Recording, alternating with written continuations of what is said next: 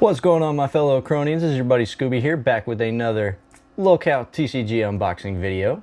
And in this one, we're going to be turning back time a little bit, and we're going to be opening a two-player pre-released LolCow deck. So, I guess let's just go ahead and get right into it. We're going to be using the little knife today because I don't want to damage these. So, we're just going to make a little slit, hopefully along the top here. I'm so bad at this. Look, there we go. There's our little slit. Awesome. Alrighty, starting us off, we are going to be starting with the CW Chan Savior and Creator. So, with this one, we can ban this from our hand and pay X. X just means however many tapes we want to pay, but we just have to at least do 4 tapes for this card. And we can create that many Sonichu tokens with 20 attack, 20 health, and dash. And this effect can only be used on your turn. So this is actually one of the reasons why I sought after this deck, because this is actually a very good and powerful card, especially if you can get it in IRL. Very, very good card. Ooh, and next we got a trickery card, a little extra protein, a 1 tape cost card. And with this, our target character gains 20 attack and cheap shot until the end of our outro. And cheap shot can be very good to help save your characters if they're really low on health and they're about to be taken out. Oh, and very cool, we got 2 of them. Another very good card that I sought after was the Airsoft Chungus. So with this, when it enters the field, we can ask our opponent for $1, and if they don't give us that $1, we can get 100 life points. So of course, whenever we use this card IRL, we actually can do that dollar effect, unlike in TTS, where we just instantly take that 100 life points. So this could be very fun to use in gameplay. And of course, we got 2 of them.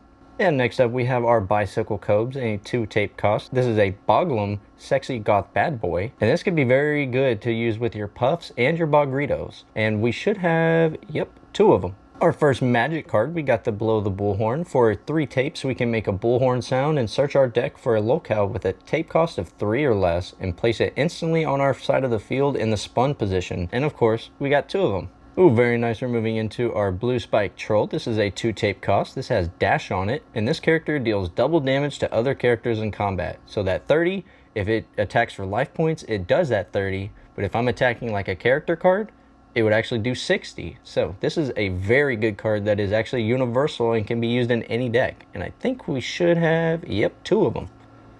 An extremely useful card. Next up, we have the Bug Iron Gunslinger. This is a 3 tape cost, and once per turn we can say pew pew to negate a beatdown from any opponent. And the one drawback that I do have, and one complaint, drawback, whatever you want to call it, is that he's not a Chungus. But on the other hand, he does have a powerful ability with being able to negate beatdowns. And again, we have 2 of them.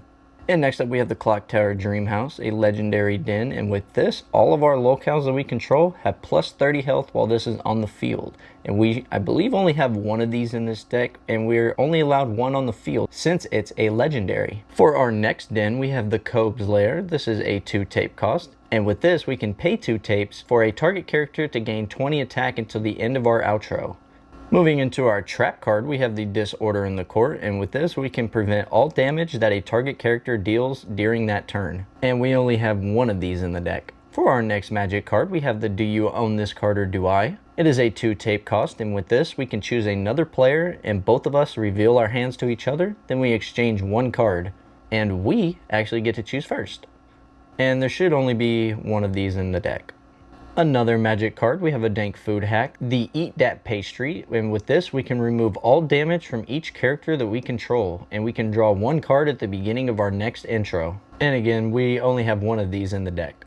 And for our next magic card, we have the Fight Me IRL, and with this we can target a character that we control and a character controlled by our opponent. Both characters deal damage to each other equal to their current attack power. And with this card we can actually bypass lag since we are not declaring a beatdown. This is a pretty useful magic card, and we have 2 of them. Moving into some character cards, we have the Frostbiter Danderson, and when this enters the field, we can spin a target character, and that character cannot rewind as long as this remains on the field. So that character cannot intercept or declare beatdowns. And not only that, but they won't be able to use any of their abilities if they have one. So this is a very useful and powerful card, and we have 2 of them.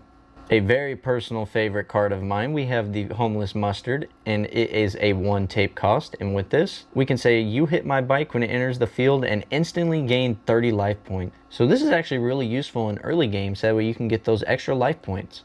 And again, we got 2 of them. And next up, we have the I Want It Off the Internet, another 1 tape cost card. And with this, we can send any target den from the field to the bottom of its owner's deck. So that Cobb's Lair and that Clock Tower Dreamhouse that we had, we could play this card and instantly send that back to the bottom of that owner's deck. And we only have 1 of these. Next up, we have the Jupiter the Hybrid. This has Stalker on it, which Stalker just means that it can be played on either player's turn. And when it enters the field, we can make a ground noise and deal 50 damage to any target character. And we only have 1 of these. Another troll card, we have the Liquid Chris. And with this, we can have it enter the field as a copy of any LolCow that is currently on the field. And if we do, it also gains leap as well as dash. And the only thing that it does not copy is the damage. It will always do that 40 damage. And we only have 1 of these. And next up, we have the Mirrored Force Trap card. And with this, it deals damage to a target attacking character equal to their current attack, and we lose life points equal to half of the damage dealt from this. So let's say that that character was hitting for 40, they would receive 40 damage back, and we would take 20 damage to our life points. And we only have 1 of these in the deck. And next up, we have the Knight of the Living Ed, and when this enters the field, we can search our deck for any LolCow and place it into our hand, then shuffle our deck. So kind of like a pickle quest. And we only have 1 from this set, but I do have a couple more from the Whorehouse set. Next up for our item, we have the Pimp Cup. So with this, the character that it is attached to gains plus 10 attack and 10 health, or we can scrap it from our hand to scrap a target item that is currently on the field without paying the tape cost. So if somebody has like a golden idol on the field, we could use this to get rid of it.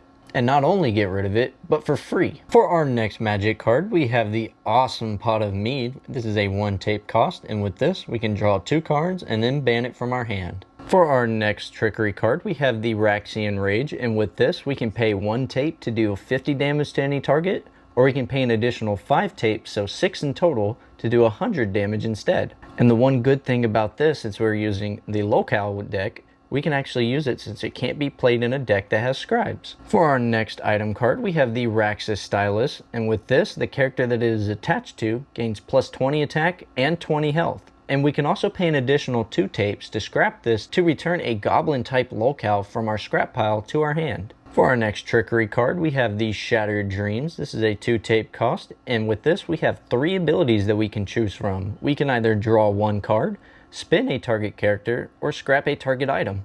And we have 2 of them. Next up, we have a character card, the Skull Scratcher Comedian. This is a 2 tape cost, and with this, when we play it from our hand, we tell our opponent a joke, and if they react, we can draw 1 card. Or we can yell pay up now, and then draw 1 card.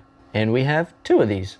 Another magic card, we have the They Smell Like Stink Bugs. Again, this can only be played in a deck with LolCows in it. And for its ability, we can scrap a target scribe or troll, and we lose 40 life points. And we get 1 of these.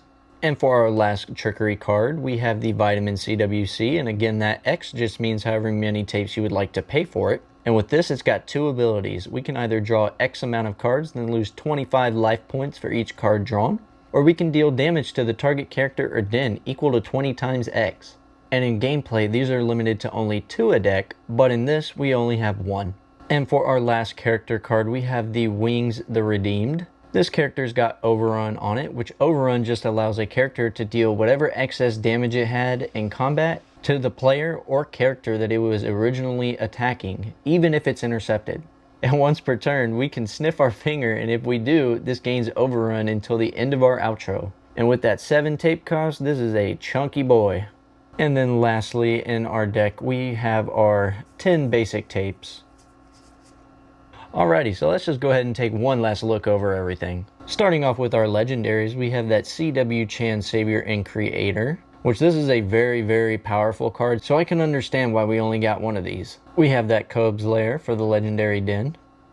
And lastly, again, that Clock Tower Dreamhouse, my favorite den in the game, actually. For our trickery cards, we have the 1 Vitamin CWC. We have the 2 Shattered Dreams. 1 Raxian Rage. 1 I Want It Off the Internet. And lastly, 2 Little Extra Protein. Moving into our magic cards, we got the They Smell Like Stink Bugs, Pot of Mead, 2 Fight Me IRLs, 1 Eat That Pastry, 1, do you own this card or do I? And lastly, 2, blow the bullhorns. For our item cards, we got that Rax's Stylus as well as that Pimp Cup. For our traps, we have the Mirrored Force as well as the Disorder in the Court. For our trolls, we again have that Liquid Chris as well as 2 blue spikes. For our singular character cards, we have the Wings the Redeemed, Knight of the Living Ed, and Jupiter the Hybrid. And lastly, the character cards that we get 2 of each, we have the Skull Scratcher Comedian, the Homeless Mustard, Frostbiter Danderson, Bug Iron Gunslinger, Bicycle Cobes, and last but not least, Airsoft Chungus. Well, that was a lot of fun being able to open a piece of LolCowTCG history. And we just have another sealed pack right here. I'm hoping to find another scribe deck so that way I can open that up, because I do want to have a sealed collection, so that is why I bought 2 of these. So hopefully I can find that scribe one and make another opening for y'all, so that way y'all know what it all originally came with. And I cannot wait to get all of these cards into an IRL deck, which hopefully I'll be able to make another one soon. But I don't want to give away too many hints before we have the Dallas Collecticon, where a bunch of us are meeting up to actually play LolCow IRL. I really hope you guys enjoyed this little blast from the past. I know I did. And I can't wait until I'm able to do it for y'all again. And with that being said, I hope to catch you in TTS. See ya!